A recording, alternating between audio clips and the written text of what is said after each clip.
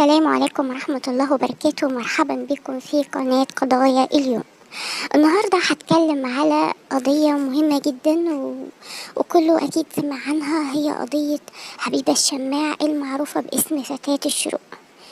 طبعا يعني الموضوع بجد يعني حاجة صعبة قوي، وكل يوم بيحصل حاجات بتوضح قد ايه ان الزمن اللي احنا بقينا فيه ده بقى مخيف بدرجة رهيبة جدا. يعني ان الموضوع يوصل ان فتاة تتصل بأوبر، اللي هو المفروض ان أوبر ده هيوصلها للمكان اللي هي عايزاه وبتكون في اكتر امان. اللي حصل يا جماعة ان حبيبة طلبت أوبر، واتصلت بوالدتها وقالت لها أنا طلبت أوبر دلوقتي علشان ياخدني من مدينتي للتجمع الخامس. وبالفعل فعلا جالها أوبر. بعدها والدتها اسمها يعني أستاذة دينا إسماعيل قالت إن بنتها اتصلت بيها، اللي هي حبيبة اتصلت بيها، قالت لها أنا خلاص ركبت أوبر وكده وماشية في الطريق. بعدها لقيت على طول واحد بيتصل بيها بيقول لها ده بنتك في مستشفى الشروق العام. طبعا هي اتصدمت جدا وراحت، بس للأسف لقيت بنتها مرمية على الأرض وبيخيطوا لها خياطة في راسها من غير بنج، يعني بحيث ان هم يلحقوا اصلا الموقف. طبعا لما سألتهم هو ايه اللي حصل، واحد يعتبر شاهد عيان في الموضوع قال انا لقيتها بتنط من اوبر من العربية ووقعت، وبعدها لقيتها بتقولي ده كان خاطفني وعشان كده رميت نفسي.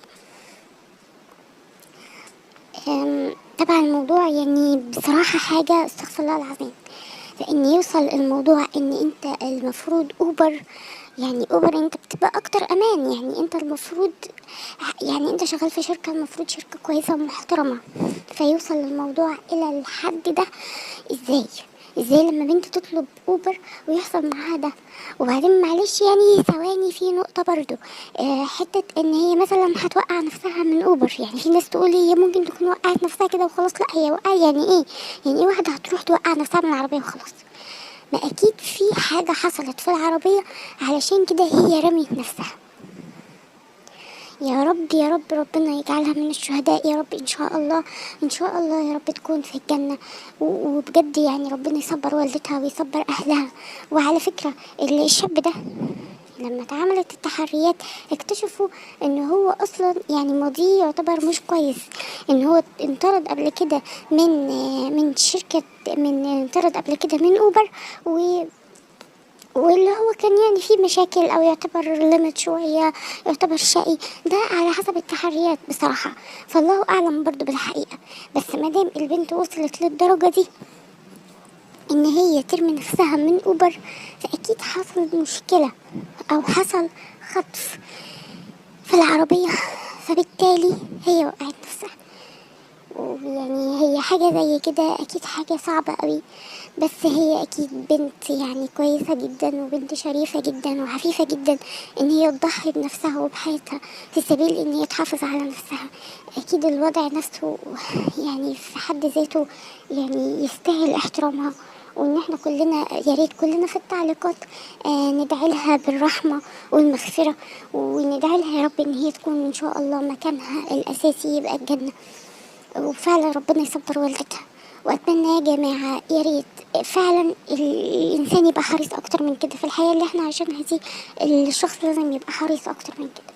انا لو بعمل الفيديوهات دي بعملها عشان انا نفسي اوصل لكم رسالة ان فعلا يعني ايه اللي بيحصل. يعني ممكن الواحد يبقى قاعد في بيته ومش شايف حاجة ومش عارف حاجة، مش عارف ايه اللي بيحصل بره، مش عارف الناس بتفكيرها عمل ازاي. ان فعلا دلوقتي حاجات كتيرة قوي بتحصل بتوضح ان احنا ما بقناش في حياة طبيعية. يعني الحياة اللي احنا بقينا فيها دي مش حياة طبيعية. الناس بتفكر تفكير غريب قوي، بيعملوا مشاكل كل يوم وحوادث كل يوم وقضايا كل يوم، يعني صعبة فعلا. الموضوع مش سهل وخلاص، مش ان انا اسمع قضية اشوفها دلوقتي واعديها كأنها قصة عدت، لا لازم الواحد فعلا يتعلم الاحداث، يتعلم ان ياخد باله، يتعلم ان فعلا يبقى حريص اكتر من كده. لان دلوقتي بجد كل يوم قضية بتبقى مختلفة عن اللي قبلها. وبرضو يا ريت تقولوا يعني انا عايزاكم تشاركوني في الكومنتات وتقولوا لي ايه رأيكم. طبعا انا يعني في حاجة كنت عايزة اقولها لكم. في ناس طلبتها مني اني عايزيني اعمل قصص كرتونية مرعبة، على اساس ان هي بس يعني تكون حاجات حقيقية.